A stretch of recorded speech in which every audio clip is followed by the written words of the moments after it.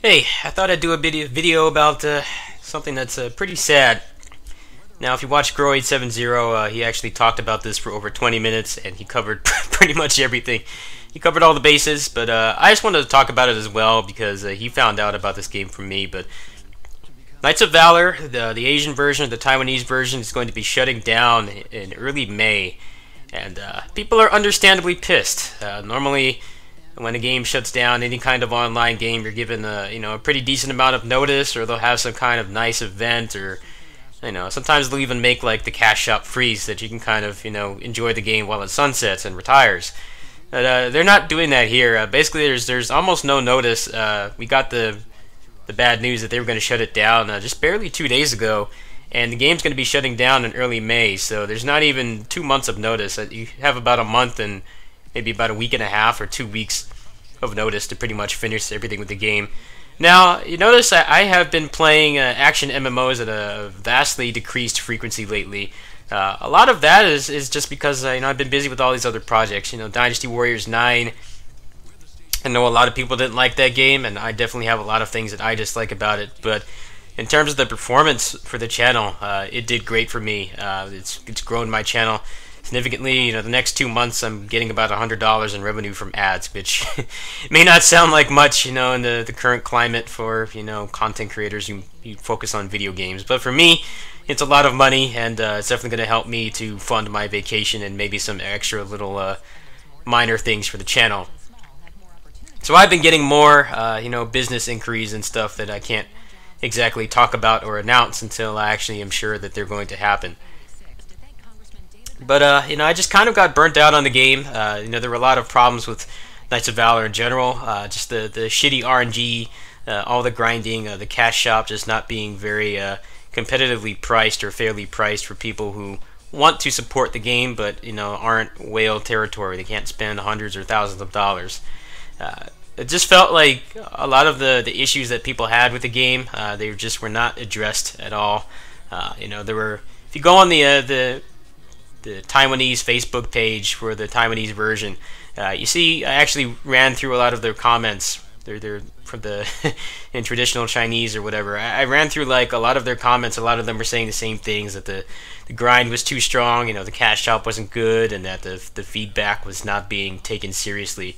It's just people saying the same things over and over. So it's kind of an eye-opener for me. I thought that, Grow and I were the only ones complaining about this stuff, but it's just been all over the place. And then they just kind of randomly shut down with like no real notice or any kind of fanfare at all. I think they had a pretty recent update, like not that long ago, so it's not like it was a game that was in kind of like a post-apocalyptic mode where there's no announcements or anything. It actually just happened to Tales of the Rays on mobile devices.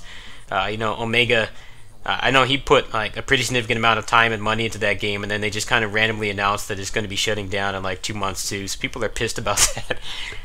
It's a shame, really. I feel like action MMOs are kind of on their way out, and it's unfortunate that it happened to Knights of Valor. I think Knights of Valor did a lot of things right. The game, for as spammy as it was, it felt far more like an actual beat-em-up or a real beat-em-up than pretty much any other one. Like, Dungeon Fighter Online, like a lot of people will tell you the same thing. The leveling experience is boring. You pretty much just one-shot everything.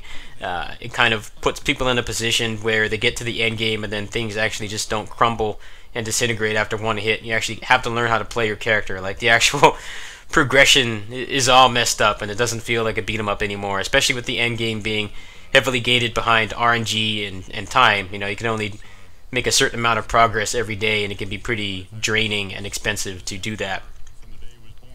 So it's a shame that Knights of Valor, I think that the first mistake they made was not having it on PC. Obviously in Taiwan and in Asia, consoles are under a lot of regulations. I know China has just only recently gotten their regulations, loosened up a little bit just in the past few years. Like having the PS4 be released there was a big deal. So for them to have the game on PS4 only, it doesn't make much sense, especially since there's a pretty big community of people who play the original Knights of Valor games on emulators and stuff. Like they should have had the game on PC from day one. I think it would have done better, and they actually should have listened to feedback. I think that's the biggest problem. When you don't listen to feedback and you don't communicate with your players and you just keep updating and updating and making the same mistakes, and you're not pleasing the people who want to play the game and want to spend money, then that's always a recipe for disaster.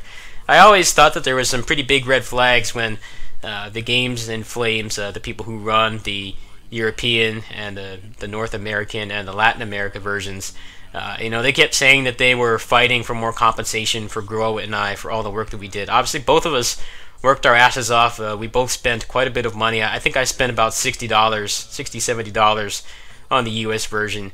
They kept saying that they were fighting for compensation for us, and the IGS branch just wouldn't even bother. They couldn't be bothered to give us items. I understand that, being in another country, being on the other end of the globe and stuff, it would cause a lot of difficulties if we were asking for things like a paid position. If they were actually going to pay us real money, I understand that that would be really difficult and probably be under a lot of legal red tape and stuff. But all we were asking for was just some items, because we both invested quite a bit of time and money into the Asian version. Grow especially, he had like pretty much every character unlocked. He had them all with pretty decent gear, as best gear as you could get given the awful RG, and they couldn't even be bothered to do that. So that was kind of the red flag I had there. They didn't even want to support us when we were the ones basically explaining everything in the game, like pretty much every facet of it, because the game doesn't really do a good job of doing that itself.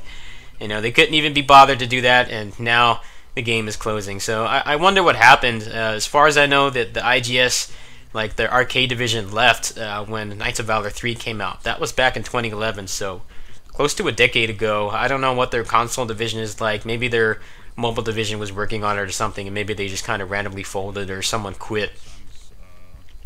But according to Games in Flames, they're not going to be shutting down the other version. But honestly, I hate to be the negative Nancy here, but I can't think of any like MMO at all. Not even just action MMOs, like MMOs where the parent or the native version dies and the other version actually sticks around past when they've updated for the whatever content they have left. I believe with the current state that they're at in Knights of Valor, the international version, that they could easily keep it going for another year. They could draw things out and do like a single update for a month, and they would have more than enough content for a year, maybe a little more past that. But honestly, what I would want to know is, is IGS actually going to be developing future content for the game, past that? Because it has happened before. I think they've done that with Ragnarok Online 2. The MMO climate in Korea is just as bad as like the mobile game climate, and even the indie game climate is becoming in the other parts of the world, where they'll make a sequel to like an ancient game like Ragnarok Online or Lineage or like Maple Story, and they all just bomb horrendously because people are too attached to the old one, or they try to make it more accessible. They take out the grind or they casualize things a little bit, and basically what ends up happening is that version of the game closes, the sequel closes, and then they just go back, they crawl back and they update the ancient antiquated version, like RO1 and Maple Story and stuff like that. I think that that could happen with Knights of Valor, but I have my doubts, especially since the game seemed to just close abruptly, and they don't even really seem to be exercising much respect for their players. That's kind of what the issue is here. Pretty much all the events that they have, for the end of the game, for the sunsetting of the service, they're all revolved around spending money, which doesn't make any sense. If anything, the game should be completely free, for the last month. Like, they should have just a completely free cash shop. Should be able to just get all the costumes and stuff and just enjoy the game, because they're shutting down the cash shop, I believe, in I think like 4 or 5 days. So I don't know what's going on. I probably will still play the US version. I haven't really been interested in closers that much. That hasn't had that much interesting stuff lately. They added the bootleg Sunsei. I haven't really played it very much, but we'll see what happens. I just wanted to let people know that this happened. There's not really a whole lot of news about it because it's not a big game in the first place. I'm really concerned that they are just they didn't care to listen to what people said. I don't think people had very outlandish or unrealistic expectations from the developers. I think they just wanted the game to be less grindy and to have a cash shop that was a little more cost effective. I think that's a bad thing. Apparently the same thing happened with Tales of the Rays. Like, the prices for that were apparently insane, and they went in radio silence for like weeks, and people were saving up money for events, and then just randomly this week they say, oh, we're closing. I think it's something that needs to stop, and it's a shame that they don't even bother to make these games offline, only. I think most of these games, especially a lot of these mobile games, could work perfectly fine. They could function perfectly fine as single player games, but they never seem to want to do that. I guess they feel it's too much effort or something for little reward in terms of their earnings and stuff. I think that would lighten the anxiety and the frustration of the player base. Like Tales of the Rays, I don't know anything about that game. I have a cheap $90 smartphone. All I can really do on it is I can take photos and videos of the cats. I can check my email and talk to people and check Twitter and watch Twitch when I'm out. Like that's basically all I can do with it. I tried Tales of the Rays and ran at like 5 FPS for me, so I never even got past the tutorial. And now I'm realizing, thanks to this week, that was a blessing in disguise. And it's a shame, there's so many games right now that are just being lost, to the ether. Like we're never going to be able to play them again. It's just unfortunate they don't even bother to make them playable offline. Knights of Valor is the same way too. You can do pretty much all the content in that game single player, even without the cash shop. With the cash shop, pretty much every single piece of content in the game can be done just fine. So, which is a shame that they're not doing that. If I hear anything back from the Games in Flames developers about like what's going to happen past, when they have all the characters in the game and stuff, I'll definitely let you guys know. But for now, I don't know what to say really. Anyway, that's it. I'm going to go ahead and link to Grow's video. You can go check his channel. He has a video there. He explains a lot more.